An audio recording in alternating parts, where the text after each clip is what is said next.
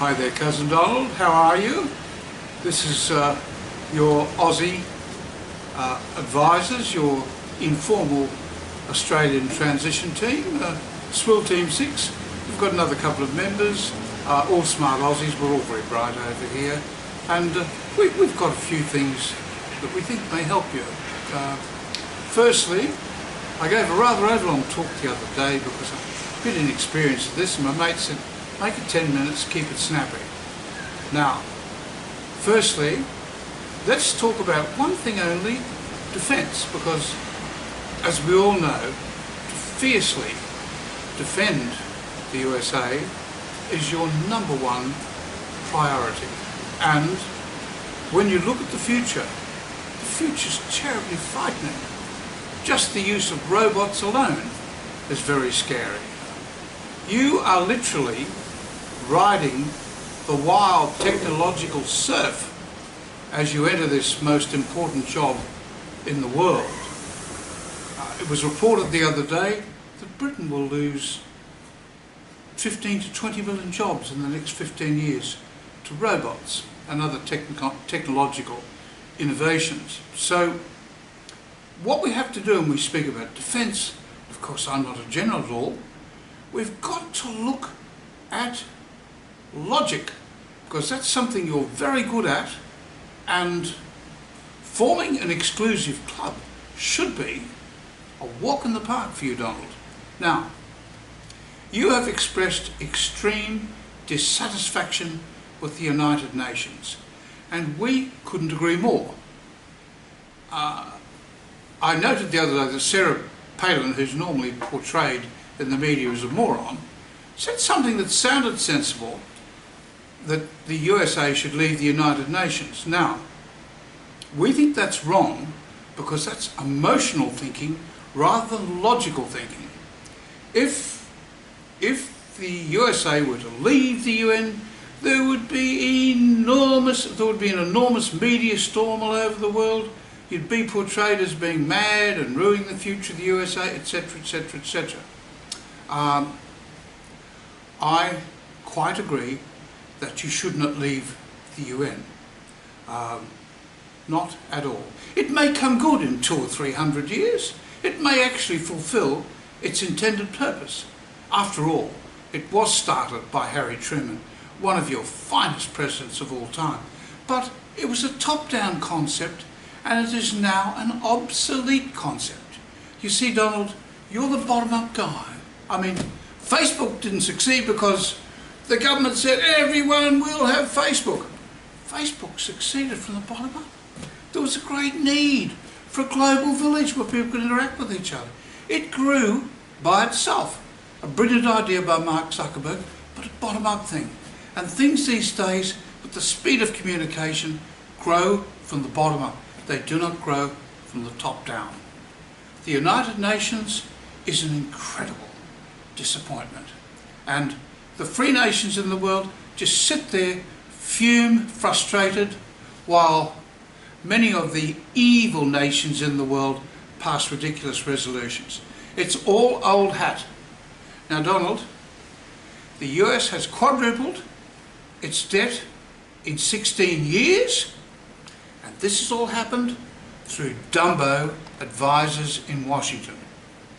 The prestige of the US has dropped like a stone, while your economic credit has dropped like a stone. Who would ever have thought 10 years ago that the President of the US would fly to China in Air Force One and not get a red carpet treatment, not be met by the President, be met by a minor official? So the respect for the USA is at an all-time low. It's at an all-time low because both of your last two presidents, who were men of excellent intelligence, were not creative thinkers. If they were, the US couldn't be in the mess it is in. Now, if you look at defence, firstly, as I said last time, a war was averted in the 19th century because those famous financiers, the Rothschilds, refused to finance either side. So economic levers in war are terribly important, And if economic levers are applied properly, war is averted. Now, remember the fantastic things the US has done in the past. Putting a man on the moon in 12 years. Fantastic. Silicon Valley. I could go on and on about American innovation. But American innovation is one of the main drivers behind the reduction of poverty in the world. Now, the innovators are in places like Silicon Valley or private firms. They're not in Washington. Washington is full of people who can't think, because otherwise, why would you have quadrupled your debt and lost all your prestige? President Bush and Obama didn't do all that on their own. They had advisors. Now, what's going to happen with you? Everyone's going to try and normalise you and suck onto you like that and drift you towards. Donald, you're a bomb thrower. You're a grenade chucker. You brought the Republican Party to the finest peak it's been in 90 years. Use your own judgment and don't be influenced by fools.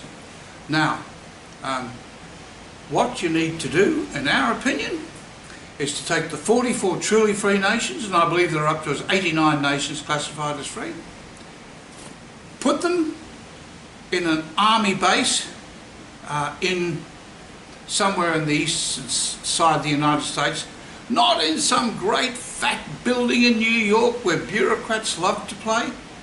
Defence is the most important thing of all those nations. If you put them in an army base with Spartan accommodation, you are saying we are a serious nation. And Donald, we expect gravitas from you. We expect you to take all this terribly seriously, as we know you do. Now, you put these 44 nations together, and maybe later on the rest of the 89, if they follow the qualifications for free nations, and you say to them, here is the deal. We are the biggest and strongest military nation the world has ever seen. Every one of us, the whole way down to a small nation with 10,000 people in the Pacific, has the same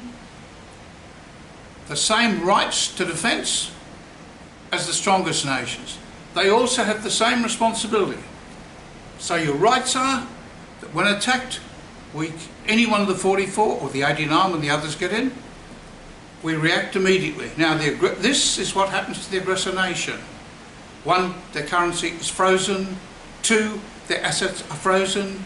3, no trade takes place between them and any of the free nations. 4, their ships don't tie up at a dock. Their trains don't connect. Their planes don't land. All of those are sent home. We don't take hostages at all. Now, this will cost nothing because, Donald, you're a man who does Twitter. You're a modern man. Why would you be sending all these diplomats all over the world? What have you ever achieved with Russia and China by sending hundreds of diplomats thousands of times? Absolutely nothing. Because no creative thought is used. Because this is 19th and 20th century stuff. And mate, we're in the 21st century, righto? So, think about it as a man who is up to the date and super modern. Why couldn't you have, as a starter, a big Skype type conference for all the nations and have preliminary talks? Then, why would, and say that all these don't interfere with any of their current alliances? Say then that they all will, if they will all join, this immediately puts the United States in a position of unbelievable strength. Now, you didn't lose a soldier, sailor and airman. You just took a bunch of nations who are your mob. Who cares about the indifferent nations who vote against you and take your money? Who cares about the nations that create evil in the world? Ignore them. They have a playpen. It's called the United Nations. Let the United Nations go on. What you do is you don't fight on their terms. You don't fight on their ground. Talk to Mad Dog about this. You take your free nations to the side. You build this new defence pact. And from that new defence pact will come other things, obviously. I will speak about them later. But if you do this, Donald, you will be in the pantheon of great American presidents, of Lincoln and of Washington and of the incomparable FDR. They were brilliant men in their time. Everything they did was good in their time. But you're a modern man. None of them prevented war for the foreseeable future. And this alignment will make China and Russia able to relax, able to relate to you properly, able to cut down the enormous expense they put into armaments. And there are two nations in the world that we're grossly disadvantaged. You want to disadvantage both of them, don't you? Thank you, Donald. This is Swill Team 6 signing off. The boys are going to have a beer. Now, toss that one around with your transition team. Try and find something wrong with it. We have other ideas. Bye, and thanks for listening.